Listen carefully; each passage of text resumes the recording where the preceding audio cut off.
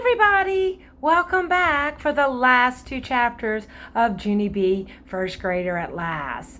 In the last chapter, while Junie B was in Mrs. Weller's office, she found out that she's going to have to get glasses. Oh, she's not very happy about it, but I think it might really help her with the problems that she's been having, and she might find out that first grade is really great after all.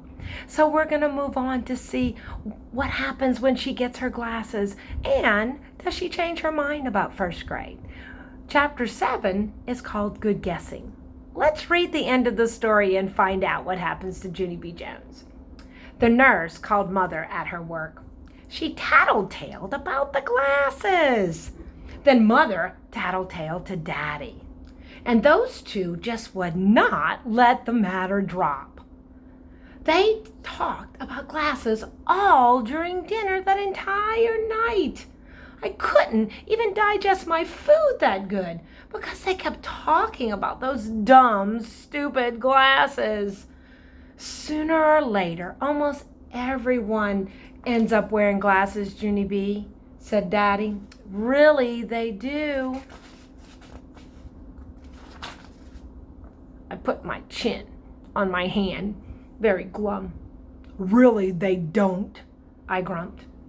Daddy's telling you the truth, Junie B, said Mother. And besides, you're going to look absolutely adorable in glasses. No, I am absolutely not, I grumped again. Sure you are, said Daddy. And just think how great it will be to see the words on the board.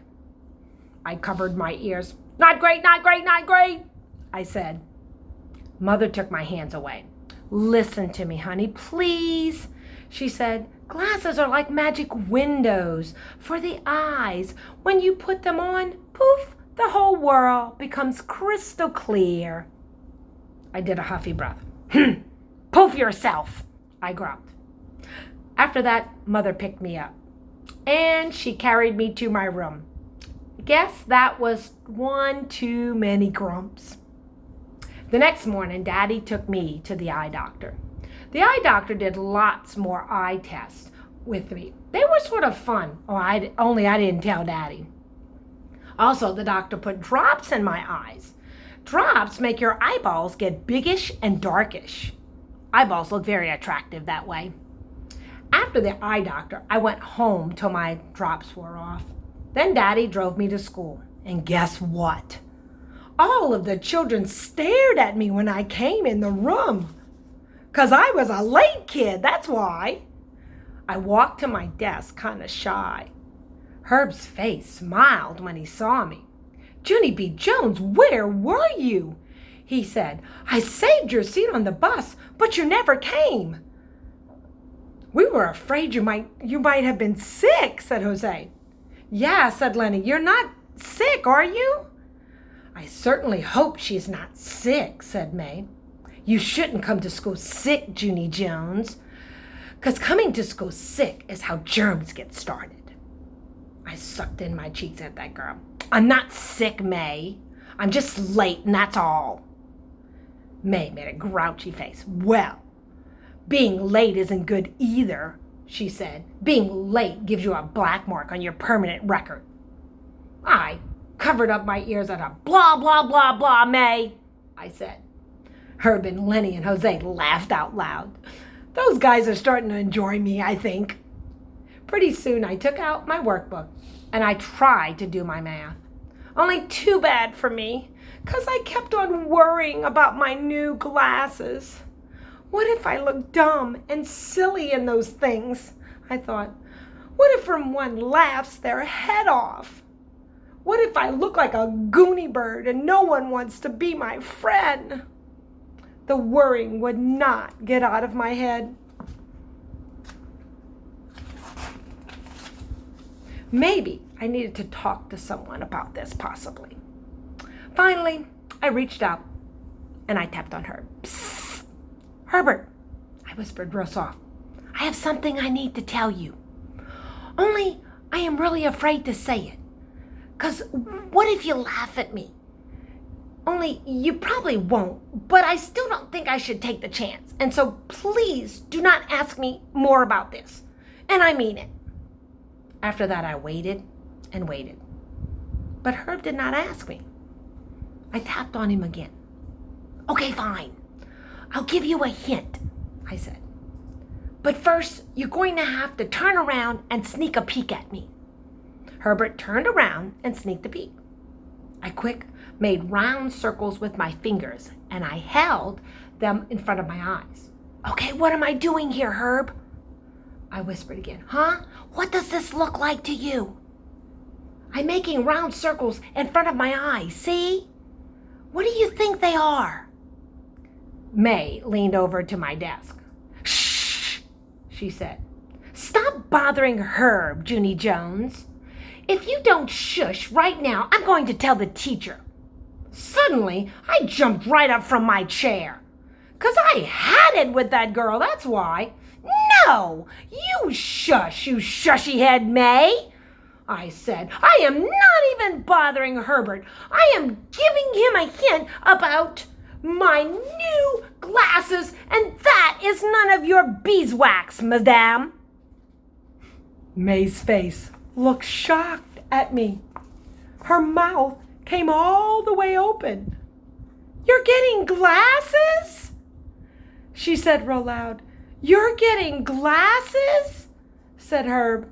You're getting glasses? Said all of room 1. The children stared and stared. My head felt hottish and sweatish. I sat back down in my chair. Then I looked at Herb, kind of sickish, and I whispered the words, good guess.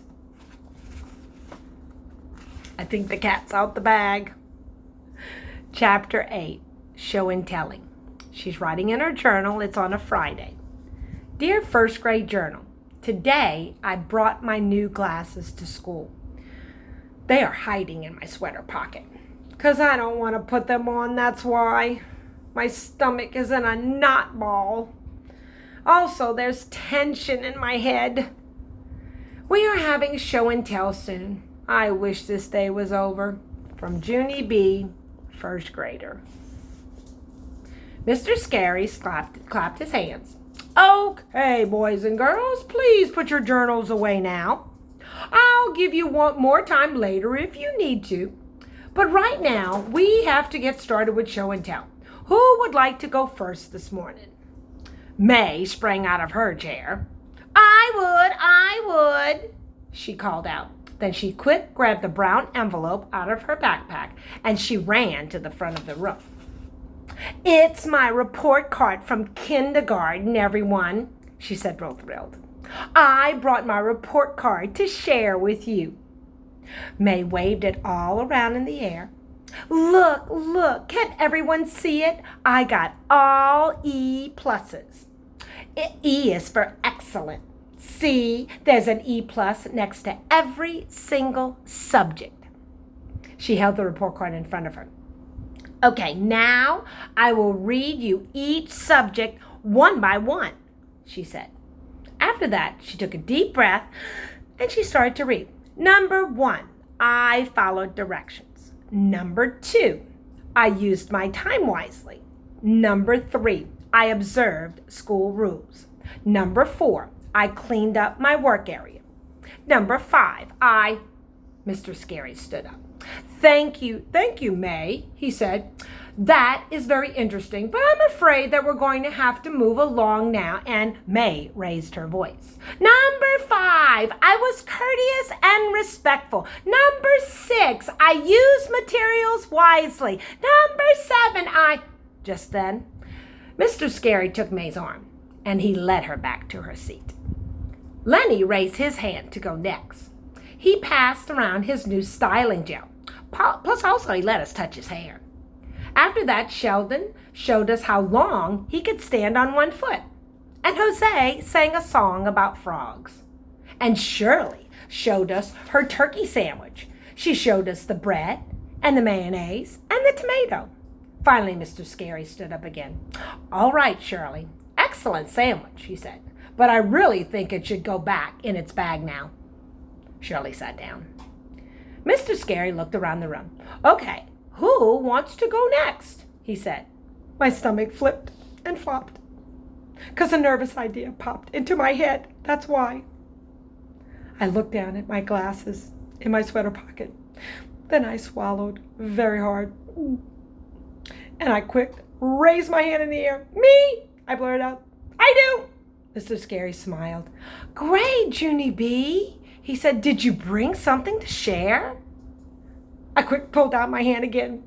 No, I said, I just changed my mind. My heart was thumping and pumping. I peeked at my glasses one more time. Then all of a sudden my legs stood up and they rushed me to the front of the room. My knees were wobbly and shaking. I bent over and did some deep breaths. Mr. Scary came over to me. Are you okay, Junie B? He asked. Would you like to sit down and wait to do this another day?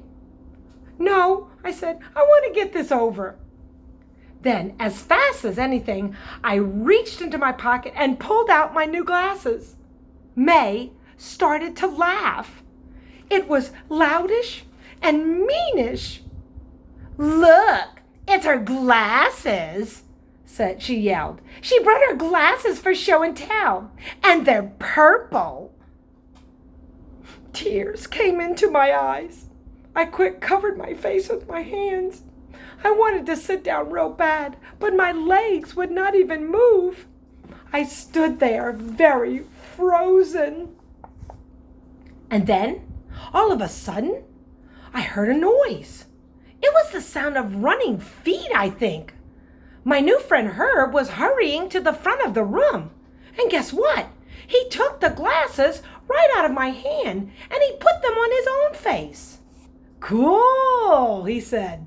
Purple glasses. He looked all around. Wow, he said, my eyes could never see out of these, Junie B. Your eyes must be really special. He looked admiring of me. How do your eyes even do that? Huh? Do you have x-ray vision or something? He asked. I shrugged my shoulders, kind of shy. I don't actually know, Herbert. I said, possibly. Herb gave the glasses back to me. Here, he said, put them on and read something. I rocked back and forth on my feet. Well, okay, Herb, if you insist, I said.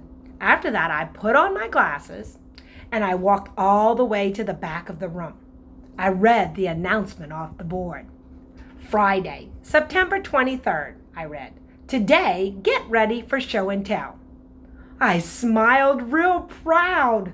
The end, I said. After that, I went back to my desk. Herb hurried over to me. He gave me a high five. And guess what else? Lenny and Jose gave me high fives too. Mr. Scary did a thumbs up.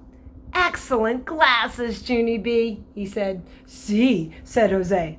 Excelente. Yes, called Lucille. I like those glasses too, Junie B, 'cause purple is a popular fashion color this fall. My heart felt cheery at that news.